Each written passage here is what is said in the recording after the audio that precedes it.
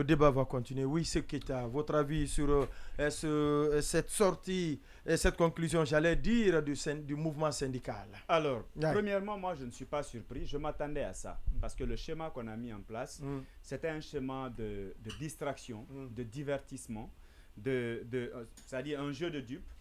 Vous savez, j'aime le rappeler souvent, quand on prend un peu les 10 stratégies de manipulation de masse, je crois qu'on est en train de jouer sur l'un des principes clés. C'est-à-dire, vous créez vous-même des problèmes, à la suite, vous venez vous proposer des solutions.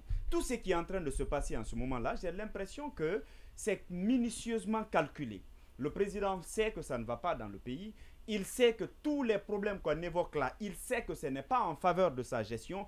Il connaît tout ça, mais si on laisse les choses pourrir et un peu plus tard, on va revenir avec, si vous voulez, des propositions il va falloir laisser du lèche. Il va falloir, si vous voulez, mettre une certaine pression, céder sur un point et puis reporter certains problèmes, avoir des exigences sur d'autres. Ce qui est en train de se passer, c'est de cela qu'il s'agit.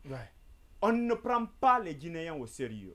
Sinon, quand un mouvement central annonce ou dépose un préavis de grève, il ne faudrait pas juste penser que ça va se résumer c'est-à-dire à une déclaration du ministre de la fonction publique qui va demander à ce que les fonctionnaires viennent ou que ceux qui ne viendront pas seront radiés. Attention, quand les élèves se rendent à l'école le matin et trouvent que leur professeur n'est pas là, vous leur demandez de rentrer. Vous vous attendez à quoi dans la rue? Mais ça ne va pas gagner.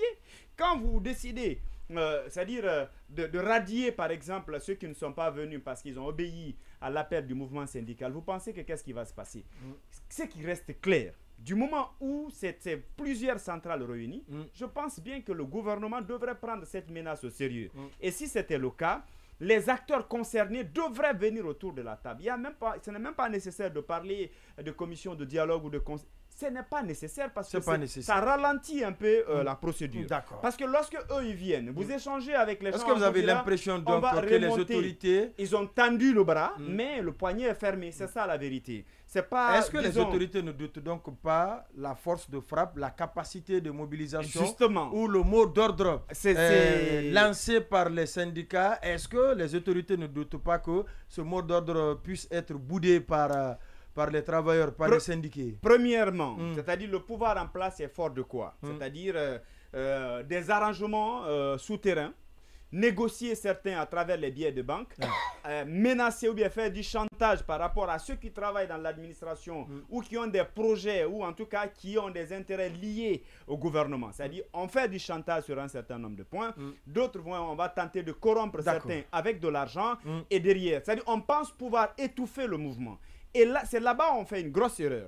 Ce mouvement, il va au-delà d'une seule personne. Il y a plusieurs centrales réunies. Non, c'est tout le mouvement syndical. Voilà, c'est tout le mouvement syndical. On parle du mouvement central, et donc, mouvement syndical, c'est l'ensemble des centrales syndicales du pays. Et ce qu'on oublie, c'est que quand ce mouvement-là déclenche, parce que vous pouvez déclencher un mouvement d'une grande envergure et après être incapable de l'arrêter.